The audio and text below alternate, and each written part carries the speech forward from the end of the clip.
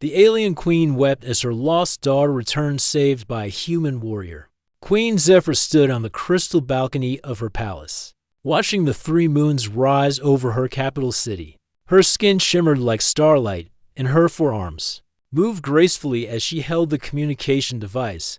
For the past 7 days, she had received no word from her daughter. Princess Lyrale was supposed to return 3 days ago. The diplomatic mission to the Outer Rim should have been simple. Meet with the trade representatives, sign the mining agreements, and come home. But something had gone terribly wrong. Your Majesty, came a voice behind her. Commander Vex, head of the Royal Guard, approached with careful steps. His crystalline armor clinked softly as he walked. We have found the princess's ship. The queen turned slowly. Her large, silver eyes showed both hope and fear. Issue the ship is intact, Your Majesty, but empty. Vex's voice was heavy with bad news. All 12 guards are dead. The princess is gone. Queen Zephyr felt her heart stop beating for a moment.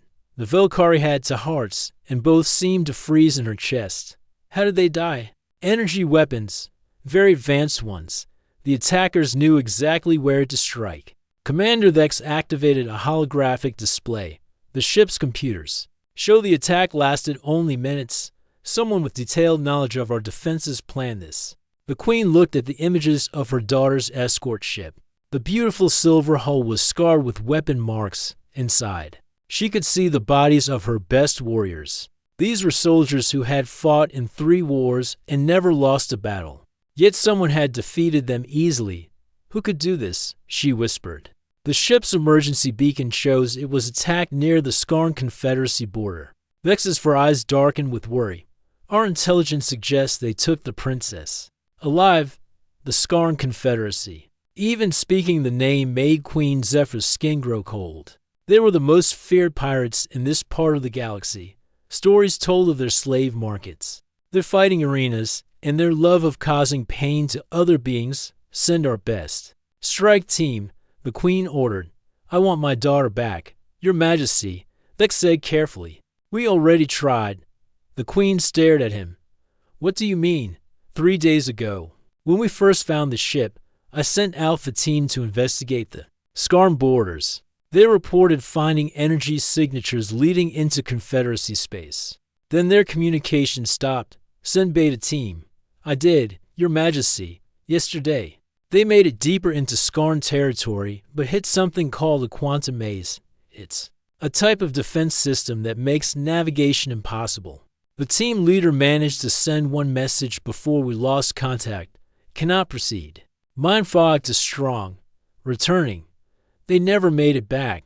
The queen's hands trembled. Her most elite soldiers vanished without a trace.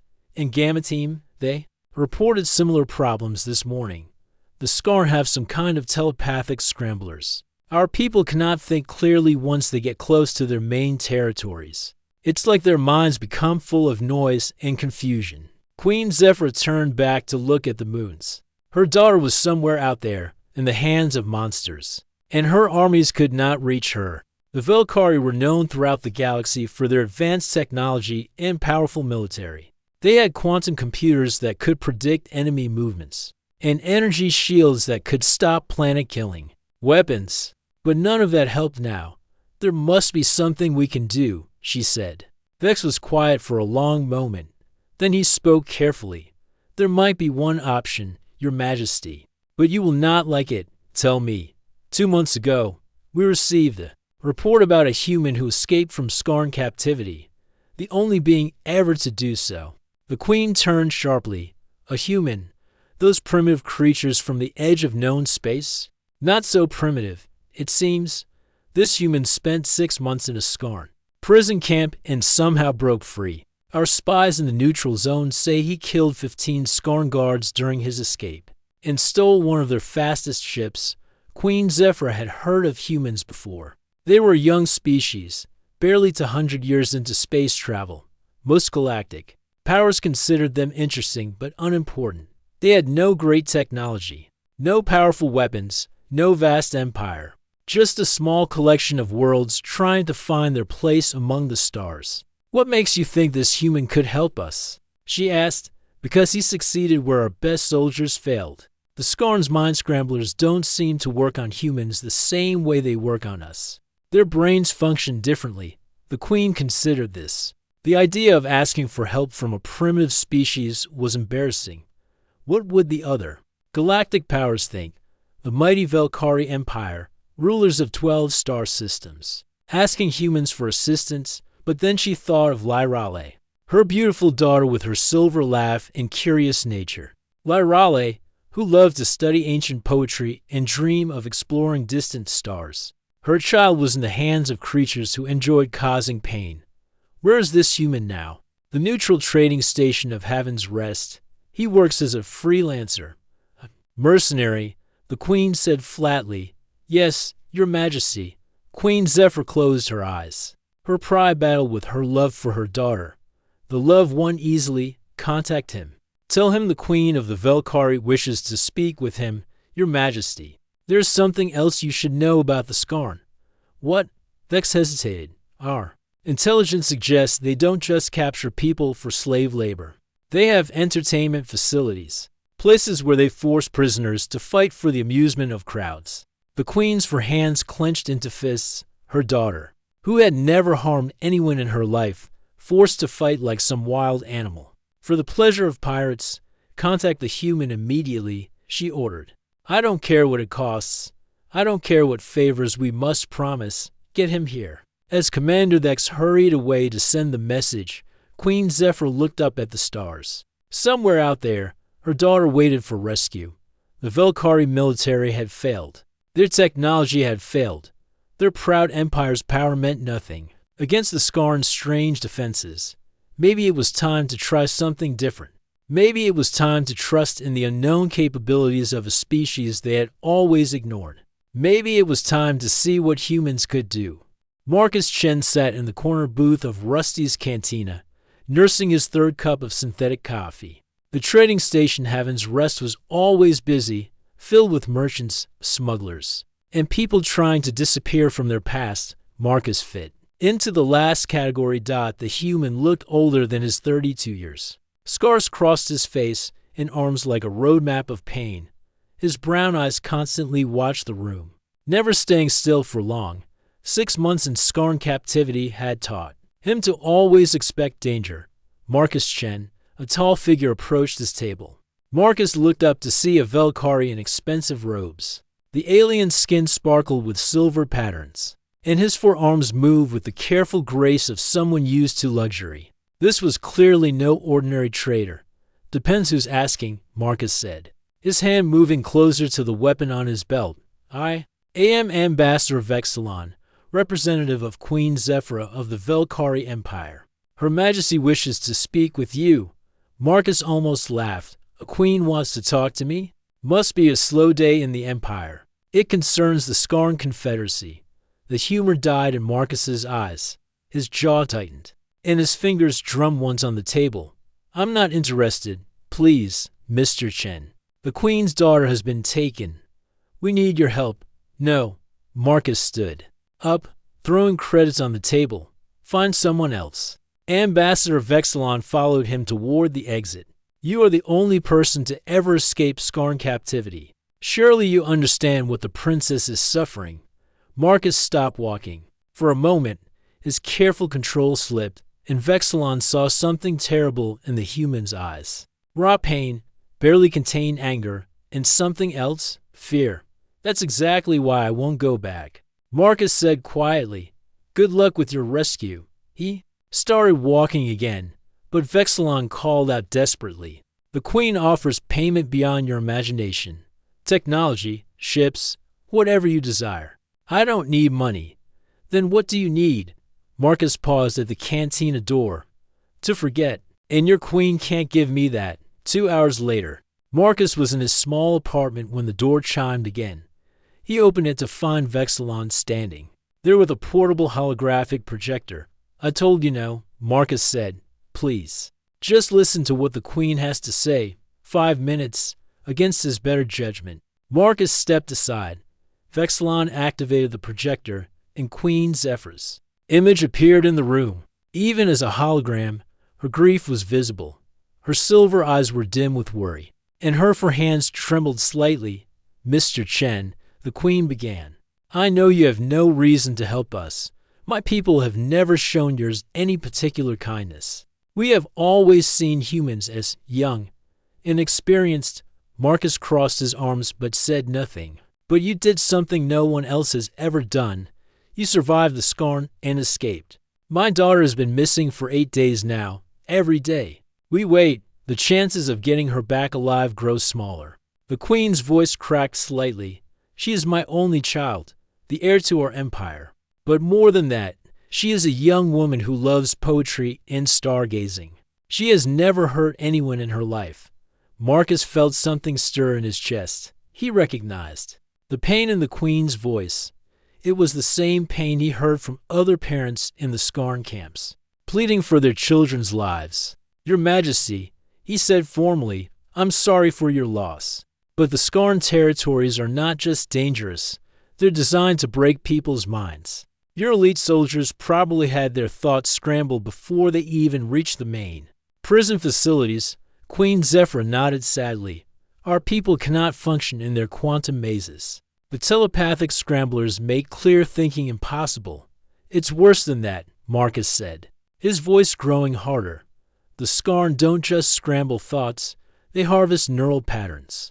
The queen looked confused. I don't understand. Marcus walked to his window, looking out at the stars. They force prisoners to relive their worst memories over and over again. But they don't just watch. They record the neural patterns of fear and pain and broadcast them for entertainment. Vexilon made a disgusted sound. That's horrible. Most species break within days. Marcus continued. Their minds shatter under the constant replay of trauma. The lucky ones go insane quickly. The unlucky ones stay aware while their minds are picked apart piece by piece. Queen Zephyr's image wavered as her grief deepened. And my daughter? If she's where I think she is, she's probably in the Crimson Coliseum. It's their biggest entertainment facility. They force prisoners to fight mental battles while audiences watch their fears play out on screens. The queen's hands clenched. How did you survive such a thing? Marcus was quiet for a long moment. Humans have something most species don't. We can build walls in our minds. Separate the trauma from the part that needs to think and plan. It's called compartmentalization. He turned back to face the hologram. I could wall off the pain they were causing and use the clear part of my mind to watch their security routines, study their weaknesses, plan my escape. Then you could save her. The queen said with desperate hope, maybe. But the risk is enormous. If I'm caught again, death would be a mercy compared to what they'd do to me. Queen Zephyr was silent for several heartbeats. Then she spoke carefully. What would convince you to try? Marcus looked at her for a long time. Information. Real information. Why did they take your daughter specifically? The Scarn usually grab random travelers for their games. Taking a princess means starting a war with your empire. The queen exchanged a look with Vexilon. Tell him, she said, before the princess disappeared. She was investigating strange Scarn ship movements near our borders, Vexilon explained. Our intelligence suggests they are planning a major invasion of Velkari space. Marcus straightened. An invasion. The Scarn are pirates, not conquerors. Not anymore. The queen said. Princess Lyrali discovered they have been building a massive fleet. Ships with quantum maze technology that could penetrate our defenses. If they succeed in conquering our empire, they will have the resources to threaten half the galaxy. Now Marcus understood. Your daughter saw too much. They took her to find out what she knows, and to use her knowledge against us when they attack, the queen confirmed. Marcus paced around his small room, thinking. A Scarn invasion of Velkari space would be a disaster for everyone. The Confederacy was cruel but small. If they controlled the Velkari's advanced technology and vast resources, they could become unstoppable. There's something else, Queen. Zephyr said quietly, if you succeed in rescuing my daughter, I will give you something no human has ever possessed. What? A complete star map to the ancient human colony ships. The ones your people lost contact with centuries ago. Marcus stopped pacing. Every human knew the story, long ago. Before faster-than-light travel was perfected, Earth had sent out generation ships to distant stars. Most had never been heard from again. Finding them was humanity's greatest dream. How do you have such a map? The Velkari Empire is very old, Mr. Chen. We have been exploring space for thousands of years. We know where your lost children went, Marcus stared at the hologram. The Queen was offering him the chance to reunite humanity with its lost colonies, to give his people something wonderful instead of just surviving day by day. But it meant going back to the place of his nightmares. If I do this, he said slowly, I do it my way. No Velkari ships following me. No backup. I work alone. Agreed. And if I die, you make sure that star map reaches human space anyway. Queen Zephyra nodded solemnly. You have my word as a queen and a mother. Marcus looked out at the stars one more time. Somewhere out there, a young woman was suffering the same horrors he had endured, and beyond that, lost human colonies waited to come home. All right, he said, I'll bring your daughter back. The relief in Queen Zephyr's eyes was worth all the fear in Marcus's heart. Marcus drifted through space in a stolen Skarn raider ship, watching the massive fortress world of Kethmaran grow larger on his screen. The planet looked like a metal cancer growing on the surface of a dead world. Spikes and towers stretched up into the red sky, and ships moved like angry insects around the orbital platforms. 3 weeks had passed since his meeting with Queen Zephyra. 3 weeks of careful preparation, studying Skarn patrol routes, and installing the neural implants that would hide his human brain patterns from their scanners. The tiny devices in his skull made everything feel strange, like thinking through thick fog, but they were necessary. Raider ship Venom's Fang requesting landing clearance. Marcus spoke into the communication system, using the voice patterns he had stolen from the ship's dead captain. Acknowledged. Venom's Fang. Proceed to Docking Base 7. Present cargo manifest upon arrival. Marcus smiled grimly. His cargo manifest would show a shipment of rare crystals from the Outer Rim. In reality, his cargo hold contained enough explosives to level a city block. He hoped he wouldn't need them, but the Skarn had taught him to always have a backup plan. The ship settled into the docking bay with a mechanical thud. Marcus checked his weapons one last time, a plasma pistol, 2 energy knives, and a small device that would scramble Skarn communication systems. He had also brought something else, a small recording crystal containing memories of Earth's oceans and force. If Princess Lyrale was being forced into mental battles, she might need beautiful thoughts to hold onto. The Crimson Coliseum rose like a twisted mountain in the center of Kethmaran. Marcus had spent 2 days working his way closer, posing as a visiting trader interested in the gladiatorial entertainment. The Skarn loved showing off their cruelty to anyone willing to pay for the privilege of watching inside the Coliseum. The air smelled of fear and desperation. Thousands of Skarn filled the stadium seats, their gray skin glistening with excitement. In the center was not a fighting pit, but something worse, a neural amplification chamber where prisoners were forced to battle with their minds while their thoughts were projected on massive screens for the audience to enjoy. Marcus found a seat in the upper levels and watched the current match. 2 prisoners from different species stood in glowing circles, their heads covered with neural crown devices. On the screens above, their memories played out like twisted movies. One was forced to relive the death of his family while fighting off the other's attempts to break his will. The crowd cheered when one prisoner collapsed, his mind finally shattered by the constant replay of trauma. Marcus felt sick but forced himself to watch. He needed to understand how the system worked. Beautiful, isn't it? Said a voice beside him. Marcus turned to see a Skarn noble in expensive armor. The aliens for red eyes gleamed with pleasure as he watched the broken prisoner being dragged away. Very entertaining, Marcus replied, fighting to keep his voice steady. Wait until you see tonight's main event, the noble continued. They have a Velkari princess, such elegant mental patterns when they break, like watching crystals shatter in slow motion. Marcus's hand moved instinctively toward his weapon, but he stopped himself. Not yet. He needed more information. A princess? That must be expensive to arrange. The noble laughed. Oh, she wasn't bought. She was a special capture. Apparently she knows something about Velkari fleet movements. Command wants her mind broken slowly so they can extract every useful memory. And then she becomes regular entertainment until her mind is completely destroyed. Should take weeks if we're careful. Marcus nodded calmly while rage burned in his chest. He excused himself and made his way down toward the lower levels of the Colosseum. He had memorized the building's layout during his preparation. The holding cells were 3 levels below the arena floor. The guard rotation changed every 4 hours. Marcus had been watching for 2 days and knew exactly when the corridors would be empty. He slipped through the shadows, his stolen security. Codes opening doors silently. The holding cells were a nightmare of despair. Dozens of prisoners from various species sat in energy cages, their eyes empty and minds broken. Some rocked back and forth, muttering to themselves.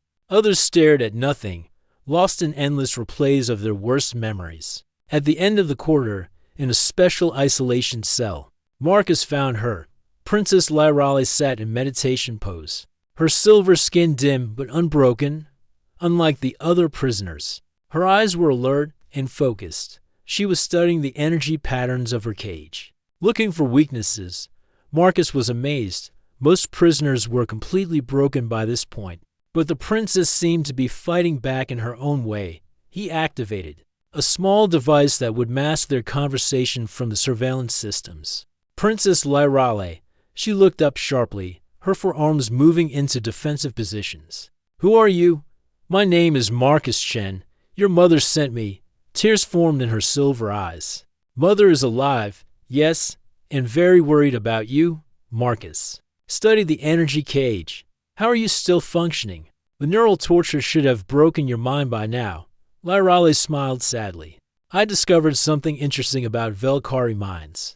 We can do something similar to what you humans call compartmentalization. I have been building mental walls, just like in our ancient meditation practices."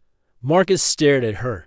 The princess had figured out the same mental defense technique that had saved his life, but she had done it using her own species' abilities. "That's incredible. But we need to get you out of here before tomorrow night. You're scheduled for the main event." "I know.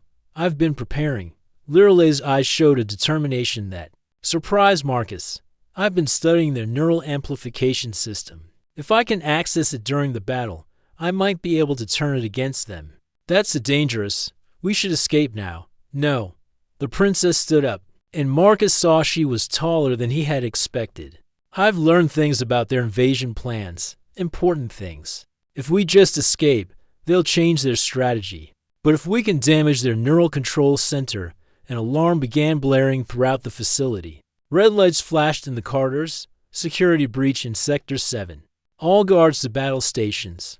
Marcus cursed. Someone had discovered his entry point. "We need to go now." "Wait." Lyrale pointed to the surveillance camera in the corner of her cell. "They've been watching us.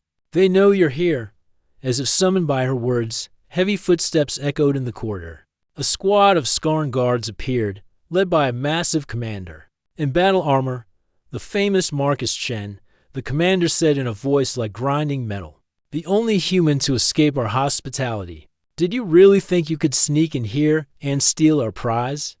Marcus drew his plasma pistol. But energy shields surrounded the guards.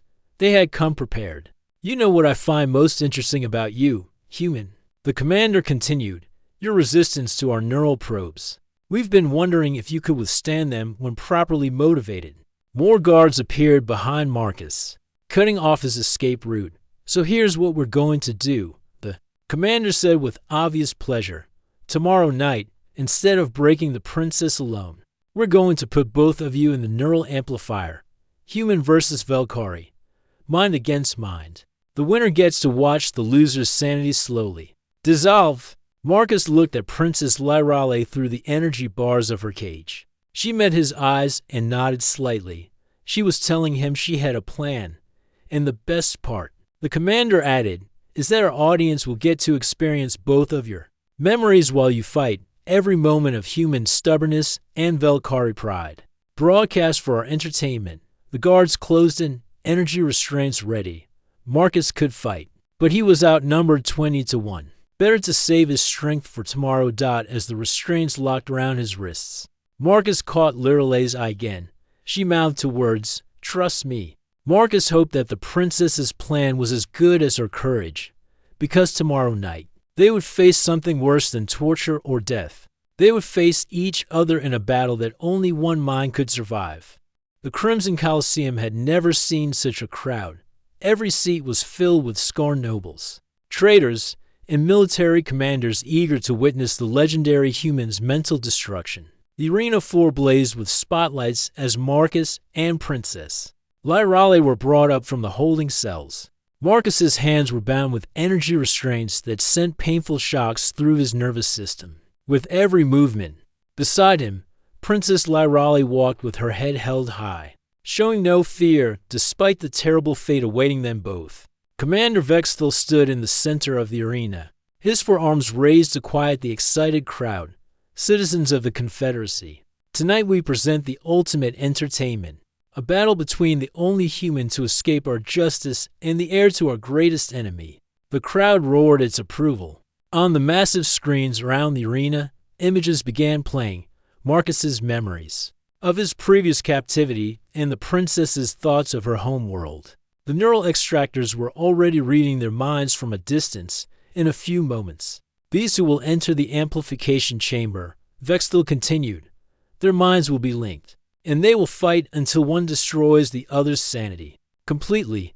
The winner will be granted a quick death. The loser will provide entertainment for years to come. Marcus and Liralle were pushed toward the two glowing circles in the center of the arena. Energy fields surrounded each position, and neural crown devices hung overhead like mechanical spiders waiting to drop. Any last words? Human, Commander Vexthal asked with cruel amusement. Marcus looked at Princess Liralle. She nodded once, very slightly. Whatever her plan was, now was the time. Just one thing. Marcus said loudly enough for the crowd to hear. Your people have no idea what humans are really capable of. Vexthal laughed. We're about to find out. The neural crowns descended onto their heads. Marcus felt the cold metal touch his skull, and immediately the world changed. Reality became fluid, shifting between his perception and Lirale's. He could feel her presence in his mind like a silver flame, probing at his defenses. Fight me, she whispered in his thoughts. Make it look real. Marcus understood. He pushed back against her mental probe, and on the screens around the arena, the audience saw their memory battle begin.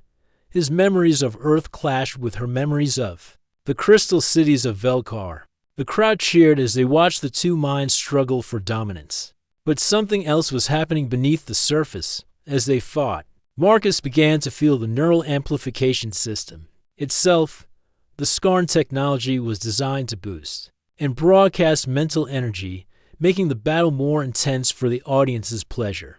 Can you feel it? Lirale's voice echoed in his mind. The amplifier. It's connected to everything in the Coliseum, including the security systems, the power grid, and the communication networks. Marcus realized what she was planning.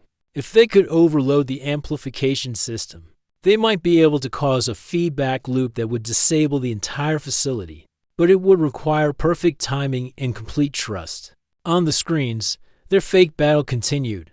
Marcus's memories of human war clashed with Lirale's knowledge of Velkari diplomacy. The crowd was on its feet, screaming for blood. I need you to do something that will seem impossible. Liralle said in his mind, I need you to stop fighting me completely. Open your mind entirely. Let me see everything. Marcus hesitated. Opening his mind completely would make him vulnerable to mental destruction. If Liralle wanted to, she could shatter his sanity in seconds. Trust me, she whispered. Marcus thought of Queen Zephyr's grief for her lost daughter. He thought of the star maps to lost human colonies. He thought of all the prisoners in the holding cells below, waiting for rescue that might never come. Then he did something no warrior in the history of the Colosseum had ever done. He surrendered. Completely. Marcus dropped every mental defense, opened every wall in his mind, and let Princess Liralle see everything. His childhood on Earth, his dreams of exploring space, his capture by the Scarn, the torture he had endured, and the compartmentalization techniques he had learned to survive. But most importantly, she saw his human concepts of sacrifice and protection, the willingness to die for strangers, the instinct to shield others from harm even at the cost of one's own life. Lyrali gasped in his mind. She had never experienced anything like it. The Velkhari were a proud people who valued honor and duty, but this was different. This was pure, selfless love for other living beings. Your memories, she whispered in wonder. They're beautiful. And yours, Marcus replied. He was seeing her mind now too. The Velkhari princess possessed something remarkable, the ability to perceive probability streams, to see the likely outcomes of actions before they happened. Combined with her meditation techniques, she could navigate complex situations like a master chess player. The neural link between them began to resonate. Instead of fighting each other, their minds were working together, amplifying each other's strengths. Marcus's human determination merged with Lyrale's probability sight. Her mental discipline combined with his tactical instincts. And through it all, the amplification system kept boosting their signal.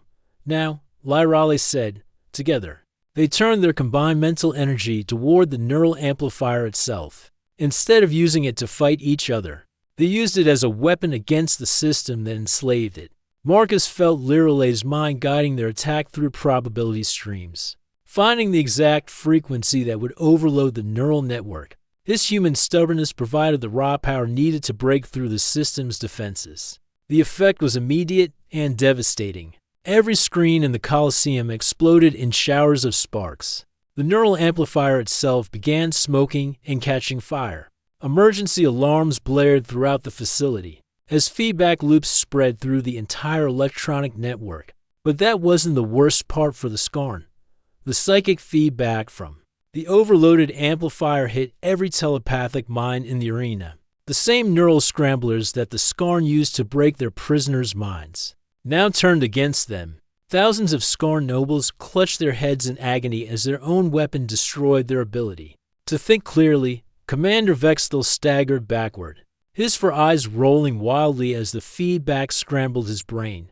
Round the arena, other Skarn commanders fell to their knees, their minds filled with chaotic noise. The neural crowns. Lyrale shouted aloud. Marcus understood immediately. The crowns were still connected to their heads, but now the feedback was flowing the other way. Instead of reading their minds, the system was broadcasting their combined willpower directly into the facility's control networks. Security doors throughout the complex began opening randomly. Force fields flickered and died in the holding cells. Below, energy cages deactivated, freeing dozens of prisoners. We need to move now, Marcus said.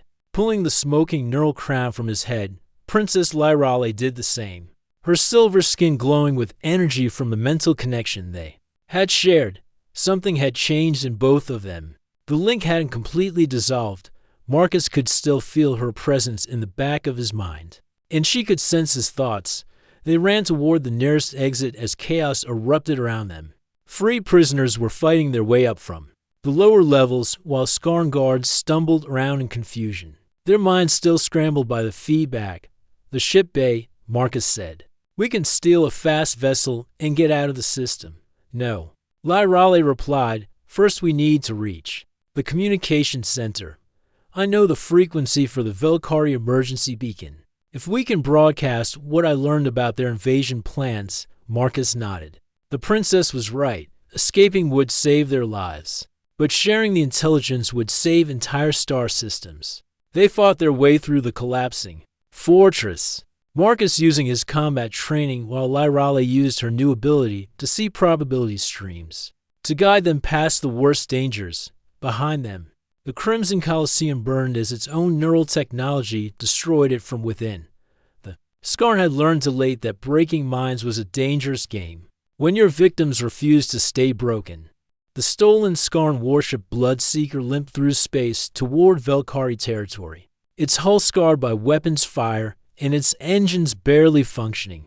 Marcus gripped the pilot controls while Princess Lyrale worked at the communication console, trying to reach her people. Behind them, the Skarn homeworld of Kethmern burned. The neural feedback had spread through every connected system on the planet, military bases, shipyards, command centers. All had been crippled when their own telepathic networks turned against them. The Confederacy's leaders were either dead or driven insane by their own weapons. I'm getting a response from the Velkari fleet, Lyrale announced. They're sending an escort to meet us at the border. Marcus nodded, checking their fuel reserves. They would make it, barely, but more importantly, they had succeeded in stopping the planned invasion. The intelligence Lyrale had gathered about Skarn fleet positions and battle plans was now safely transmitted to her people, Marcus. Lyrale said quietly, I can still feel you in my mind. He looked at her with concern. Is that bad? The neural link should have faded by now. I don't think it's entirely the neural link. She moved her hands gracefully as she spoke. During the mind merge, I experienced something I've never felt before. Your human concept of protection and sacrifice. It's changed how I think. Marcus was experiencing something similar.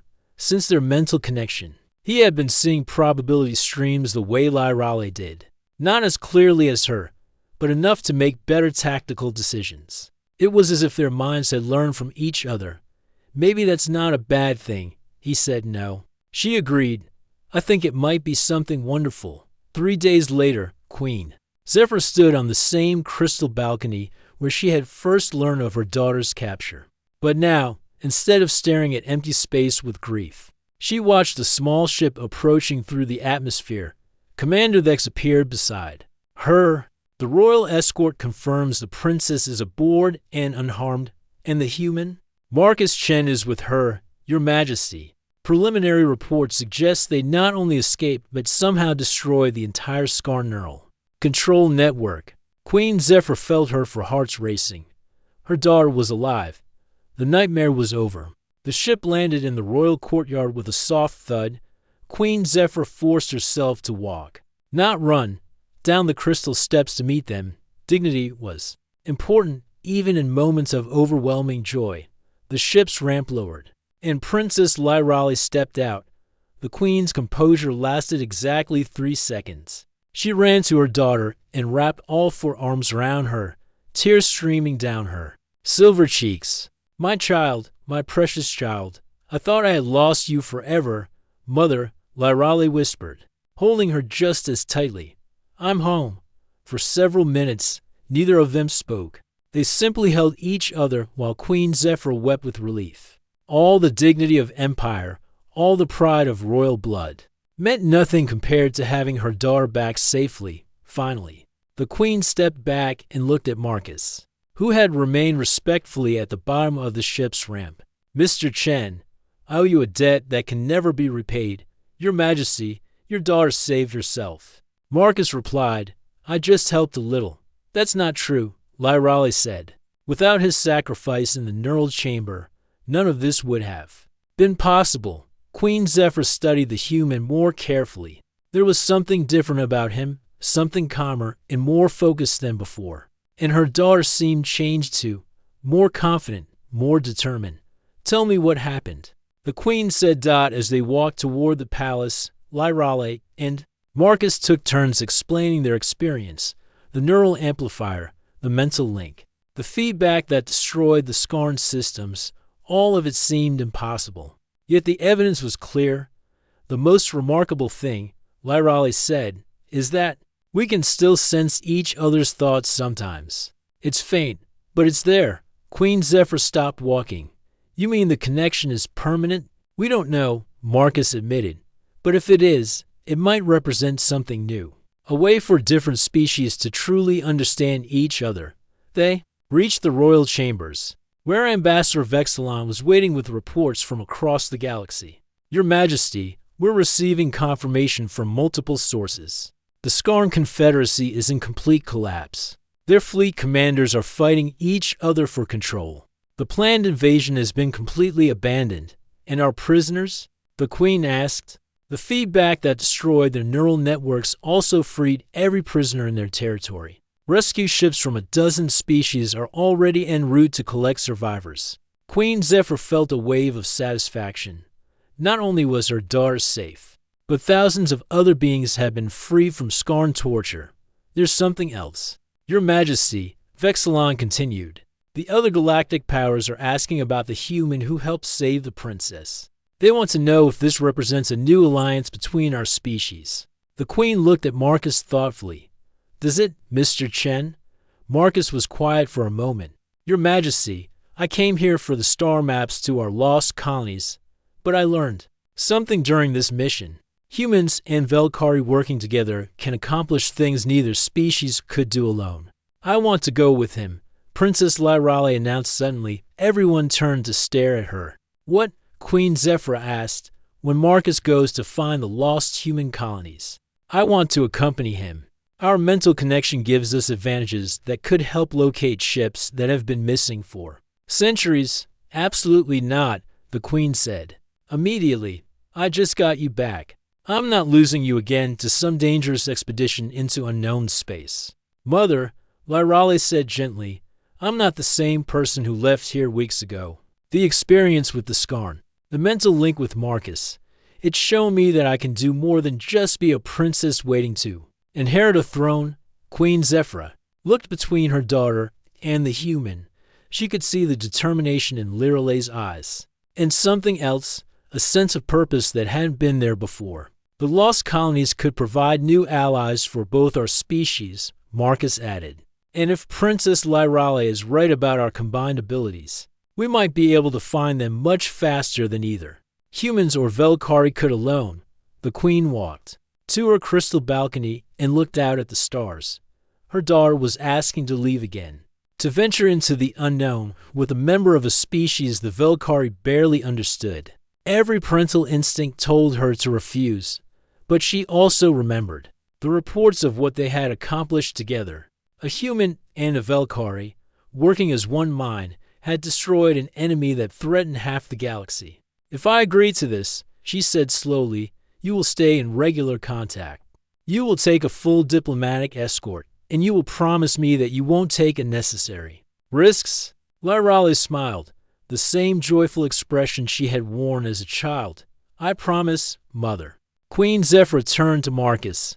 And you, Mr. Chen, will you protect my daughter as you would your own family?